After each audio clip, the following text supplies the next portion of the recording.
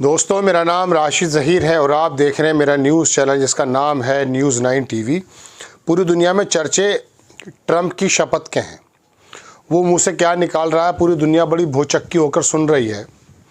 और जाहिर सी बात है कि दुनिया की तरफ जब ज़रूरत से ज़्यादा दिल और जहन और सोचें लग जाती हैं तो दुनिया को चलाने वाला या देश, दुनिया का सबसे बड़ा देश मजबूती के एतबार से उसको चलाने वाला जब शपथ लेता है, वो अपने मुंह से जो निकालता है तो उसको बड़ा ध्यान से सुना जाता है। जाहिर है, क्योंकि दुनिया परस्त लोग हैं। हालांकि ये ट्रंप अभी कुछ दिनों पहले इसका कोई वीडियो और दुनिया भर के आपको सब चीज़ें मालूम हैं किन किन केस में वो मुलव्विस था। ये अजीब बात है। ये समाज का गिरता हुआ पतन भी मानकर चलिए कि जिस व्यक्ति पर इस तरह के भद्दे इल्ज़ामात या वीडियोज़ थी उसको वहाँ से जुर्माने लगे, दुनिया भर की चीज़ है। वो दुनिया का बहुत बड़ा मुल्क का एक जो है सरबराह बन गया। उसकी इनॉग्रेशन में आपको मालूम है कि 10 लाख डॉलर यानी कि $1 मिलियन का एक टिकट था। 2,20,000 टिकट बिके थे सिर्फ हाथ मिलाने के लिए। अब एक ऐसा व्यक्ति जिसके बारे में आपने वीडियोस देखे हों, दुनिया भर के केसेस हों, कोर्ट से भी कुछ बना था, बहरहाल वो कोर्ट ने कुछ कहा नहीं। ऐसे समय में ऐसे व्यक्ति से हाथ मिलाने के लिए दुनिया के तमाम बड़े बड़े बिजनेसमैन लाइन में लगे खड़े थे। इत्तफाक है, मुझे एक छोटी सी बात याद आ गई। ख़बर तो मैं आपको इसराइल की सुनाने जा रहा हूँ। कल मैं फेसबुक पर देख रहा था, अखिलेश यादव किसी जगह बैठे थे और किसी शादी में थे, गालिबन किसी मुस्लिम की शादी थी। मैं फ़ोटो लगाऊंगा, थोड़ा सा स्क्रीनशॉट। उनके आसपास उनके बाउंसर जो उनके बॉडीगार्ड्स हैं वो भी थे। तो जो लोग हाथ मिला रहे थे, अखिलेश यादव बैठे थे, ज़्यादातर मुस्लिम जमात के लोग लग रहे थे। तो वो हाथ मिलाने से पहले ही वो जो पीछे बॉडीगार्ड थे उनको धकेल के एक तरफ फेंक रहे थे। मैंने उसके नीचे लिखा, मैं कहा वाह मुसलमानों, तुम्हारा क्या मेयार है। अब वो व्यक्ति ठीक है, अपनी जगह है, अच्छा नेता है, लेकिन हाथ मिलाने के लिए अपनी इज्जतों का ही सौदा कर लिया। बात यह है कि जनाब, जब आदमी अपने अंदर के ईमान की ताकत को नहीं पहचानता तो फिर वो बेकीमत हो जाता है, बेकीमत हो जाता है। अल्लाह के नबी के बाद जब फतूहात का दौर शुरू हुआ तो कैसर और किसरा उस ज़माने की बहुत बड़ी ताकतें थीं। तो कैसर और किसरा का ताज वो सर पे पहना नहीं जाता था, उसके ऊपर लगता था। उसके अंदर कई क्विंटल वज़न था, सोने चांदी का होगा, हीरे वगैरह लगे हुए थे। जब वो फतेह हुआ और वो मदीने में आया तो एक सहाबी के देख रहे थे उसको, तो दूसरे सहाबी ने उनसे कहा कि जानते हो ये क्या है, क्या पोजीशन है इसकी? कैसर और किसरा का ताज है ये। कह रहे हैं हाँ, इसकी मैं औकात जानता हूँ, अल्लाह ताला ने मेरे पैरों में डाल दिया।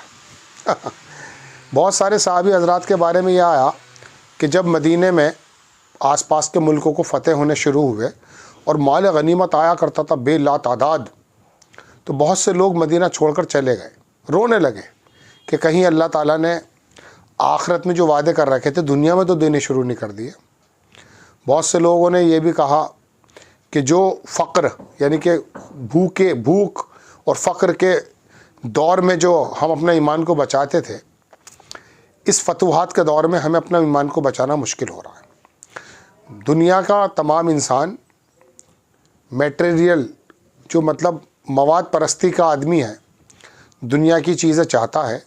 सबसे पहले काम उसका ये हुआ है कि उसका दिल और दिमाग का सुकून हो गया है। वो बहुत कम लोग होते हैं कि जो लोग समंदर में रह के अपना दामन बचा लेते हैं, वरना ये पॉसिबल नहीं है कि दिल में तो अल्लाह की याद इंतज़ार कर रहा हो और भरी हुई दुनिया से जब प्लानिंग्स बनी होती हैं तो रातों को नींद नहीं आती। 20,000 रुपये का गद्दा इस बात की ज़मानत नहीं है कि आपको नींद आ जाए। बेफिक्री और नींद और सुकून का ताल्लुक़ तो दरअसल कहीं और है। खैर, मैं कुछ और बातें करने लगा। बात यह है कि वेस्ट बैंक में इसराइल ने अपने तमाम टैंक्स वगैरह घुसेड़ दिए हैं। आपको मैंने कल भी बताया था। 9 लोगों के वहाँ शहीद होने की खबर है और कुछ खबरें हैं इसराइल जो है वो वायलेशन कर रहा है सीज़ फायर का, और वो उसके बारे में कहा जाता यह है कि अब उसने गाज़ा का जो कोस्टल एरिया है, समुद्री एरिया, वहाँ पर भी हमला किया। दूसरी खबर देख लीजिए, ये तमाम एम्बुलेंसेस को वेस्ट बैंक में रोक दिया है उन लोगों ने, वो आने जाने नहीं दे रहे हैं। ये वो है, Israel bulldozer destroyed the infrastructure surrounding Jenin governmental hospital, जो हॉस्पिटल है गवर्नमेंट का, उसको भी उन्होंने डिस्ट्रॉय कर दिया है। और दूसरी ख़बरें आपको दिखा देता हूँ, कोई बहुत ज़्यादा ख़बरें तो मौजूद नहीं हैं, कुछ जोलानी की ख़बरें हैं, कुछ इधर उधर की ख़बरें हैं, वो मैं आपको दिखा देता हूँ। और बाइडन ने क्या क्या कहा है इस मद्देनज़र, ये ख़बर तो आप सुन ही चुके हैं कि ये इसराइल का जो चीफ़ ऑफ स्टाफ था ये ज़लील होकर के इस्तीफ़ा दे चुका है, इसके साथ एक दूसरा भी था। और ट्रंप ने 90 दिन का जितनी भी ऐड थी यूएन को, WHO को, तो खैर निकल ही गया है, वो तमाम जगहों से 90 दिन के लिए फ्रीज़ कर दी गई है। अभी ये श्योर नहीं है, कई जगह से यह बात आ रही है कि वो इसराइल को जो हेल्प करता है, यूक्रेन को जो हेल्प करता है, रक्षा के संबंधित जो चीज़ें देता है, उस पर भी उसने फ्रीज़ किया है। कुछ लोग कह रहे हैं कर दिया, कुछ लोग कह रहे हैं नहीं किया है। और दूसरी खबर देख लीजिए, उसने जो है 500 बिलियन का प्लान किया है इन्वेस्ट करने के लिए आर्टिफिशियल इंटेलिजेंस के मद्देनज़र। मुसलमानों को और जो लोग हैं अपने बच्चों को थोड़ा सा AI के बारे में भी, आर्टिफिशियल इंटेलिजेंस एक टेक्नोलॉजी चली है, उसके बारे में जानने की ज़रूरत है। ये ख़बर देख लीजिए, just day ceasefire Israel has launch new massacre now across the West Bank. 7 फ़लस्तीनियों के शहीद होने की खबर है, लेकिन उसके बाद फिर 9 की खबर आई थी। ये शेख मोहम्मद हम्मादी हैं, हिजबुल्लाह के थे, इनको शॉट कर दिया गया है। किन लोगों ने मारा है मालूम नहीं, लेकिन इसके अंदर माना जा रहा है कि शायद यही बात हो सकती है। Only permanent ceasefire will reduce risk to Israel economy. अखबार लिखता है, मूडीज़ जो क्रेडिट रेटिंग है पूरी दुनिया को बताती है कि कौन से देश को कौन सी चीज़ें दे देनी चाहिए। मूडीज़ की जो क्रेडिट रेटिंग एजेंसी है उसने बताया कि सिर्फ परमानेंट सीज़ फायर ही इसराइल की दरअसल इकनॉमी को बचा सकता है। अमेरिका अगर पीछे हट जाता तो तब भी बच जाएगा, वो तब भी ख़त्म हो जाएगा। फ़लस्तीन के जो मिनिस्ट्री है उन्होंने बताया 9 लोग इसमें शहीद हो गए हैं। दोस्तों, ये ख़बरें मैंने आपको बता दी, 1-2 ख़बरें मैंने व्हाट्सएप पर ले रखी हैं, आप मेरे साथ बने रहिए, मैं दिखा देता हूँ आपको, वो भी अच्छी ख़बरें हैं। इराक़ की तरफ से, असल में इराक़ में बड़ी नज़र है अब अमेरिका की, इराक़ और ईरान की सरकारों को पलटने की। इराक़ उसमें पहला जगह हो सकती है। अमेरिकन सोल्जर जो हैं विल सी हेल, वो जहन्नम देखेंगे अगर वो इराक़ नहीं छोड़ते। ये सेक्रेटरी जनरल जो इराक़ के हैं, नजूबा मूवमेंट के, इराक़ में कई सारी साहब जो है मूवमेंट्स हैं वो सरकार को सपोर्ट करती हैं, सरकार कमज़ोर है। तो उसके बारे में बता रहा हूँ, अकरम काबी हैं, उन्होंने कह दिया कि ये बड़ा अच्छा बयान है कि इराक़ के अंदर उनको छोड़ देना चाहिए। ये वायलेंट क्लैशेस बिटवीन जो इसराइल के पुलिस जेरूसलम के अंदर बताया जाता है, एक्सचेंज डील को लेकर के वहाँ पर जो है वायलेशन हुआ है। ये वो बंदा है जिनको मैंने बताया कि हिजबुल्लाह की तरफ से जिनको अभी असैसिनेट कर दिया गया, शेख मोहम्मद हम्मादी, 6 बुलेट से उनको मार दी गई हैं, इनको इंतकाल हो गया है। ये विपक्षी लीडर है इसराइल का। इसने कहा इसराइल का जो इस चीफ ऑफ स्टाफ अभी भागा है, जनरल हार्जल हालेवी, उसकी जगह वो कह रहा था it is time for prime minister, अब प्राइम मिनिस्टर को भी हट जाना चाहिए। ये हटेगा बाद में जेल, पहले चला जाएगा। ट्रम्प जो है जो अपना बाकायदा वो पोजीशन को चेंज कर रहा है सीज़ फायर को लेकर, मैं आपको कल भी बता चुका हूँ। और बात ये भी चल रही कि उनकी जो टीम है वो गाज़ा के विज़िट कर सकती है। इसराइल का जो वारशिप है उसने गाज़ा के कोस्टल एरिया के अंदर वायलेट किया है सीज़ फायर को, अल जज़ीरा की रिपोर्ट है। और कोई वहाँ पर कैजुअल्टी तो नहीं हुई है, अलबत्ता वहाँ बमबारी कर रहा है वो। ये मिलिटेंट्स बताए जाते हैं साहब, जुलानी के लोगों को मिलिटेंट्स कहते हैं। या Syrian administration carried portal in port of the Tartus, ये इसराइल ये जो उसने ताल्लुकात जो रशिया से थे वो ख़त्म कर दिए हैं। Jolani cancel agreement with Russia on managing the port of the Tartus port जो था वो वहाँ पर बहुत ज़्यादा इन्वेस्टमेंट थी इसराइल की, रूस की, उसको इसने कैंसिल कर दिया। तो दोस्तों ये ख़बरें टोटल थी। इंशाल्लाह नेक्स्ट टाइम कोई ख़बर आती है गाज़ा के अंदर, वो हफ्ते के रोज़ होने वाला है। अभी तक तो दिखाई दे रहा कि वो करने को तैयार है, बाकी खुदा जाने जैसा भी होगा। और बहुत ज़्यादा उम्मीद भी मत लगाना, छोटे से संगठन से भले जानों का नजराना तो दिया है, इसमें तो कोई दो राय नहीं है। इसराइल की कमर भी तोड़ के रख दी उस हमास नाम के संगठन ने, ये भी आप अच्छी खबर मानकर चलिए। 15 महीने वो झुका नहीं, ये झुके हैं, ये है अल्लाह की ताकत। और जान की जहाँ तक बात है, रोया तो हम भी हैं साहब, तकलीफ़ तो हमें भी होती है, लेकिन इंतकाल के मायने मुंतकिल होने के हैं। काश अल्लाह ताला यकीन हमारे दिल में डाल दे।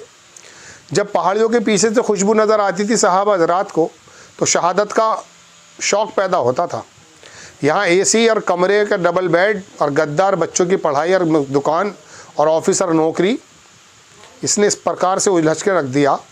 सादा ज़िंदगी जीते तो आसानी से कोई भी काम कर सकते थे।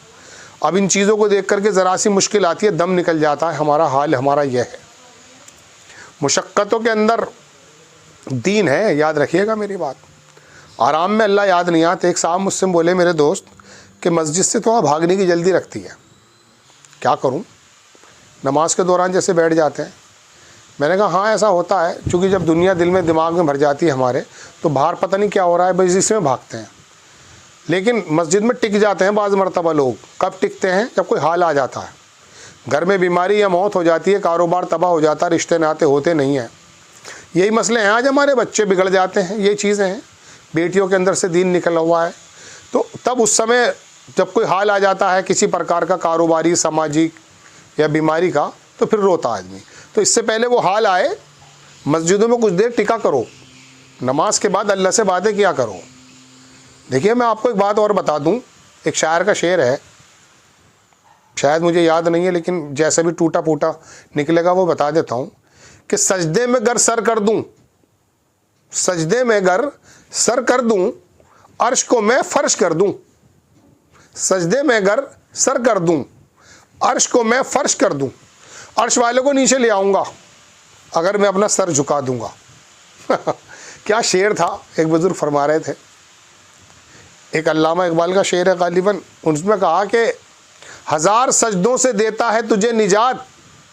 ये जो हम कभी इंस्पेक्टर के और किसी डीएम के आगे सजदे करते हैं, किसी मालदार व्यक्ति के आगे सजदे करते हैं, लाइनों में लगे हुए हैं, रिक्वेस्ट और बगलों के अंदर एप्लीकेशन लेकर के अपने ज़मीर का सौदा कर रहे हैं, वो कह रहा है कि 1000 सजदों से देता है तुझको निजात, ये एक सजदा जो तुझ पे गिरा गुजरता है। 1000 सजदों से देता है तुझे निजात, सब कहीं नहीं झुकेगा तू। 1000 सजदों से देता है तुझे निजात, एक सजदा जो तुझ पे गिरा गुजरता है, एक वो सजदा जो अल्लाह के आगे करा जाता। आप लोग इसकी कोशिश किया कीजिए। देखिए मौलाना मत समझिए, जो बात दिल में होती है बिना किसी प्लानिंग के सामने आपके सामने रख देता हूँ। अल्लाह ताला मुझे भी अमल करने की तौफीक दे। बड़े काले हैं साहब अंदर से। अल्लाह हाफिज़।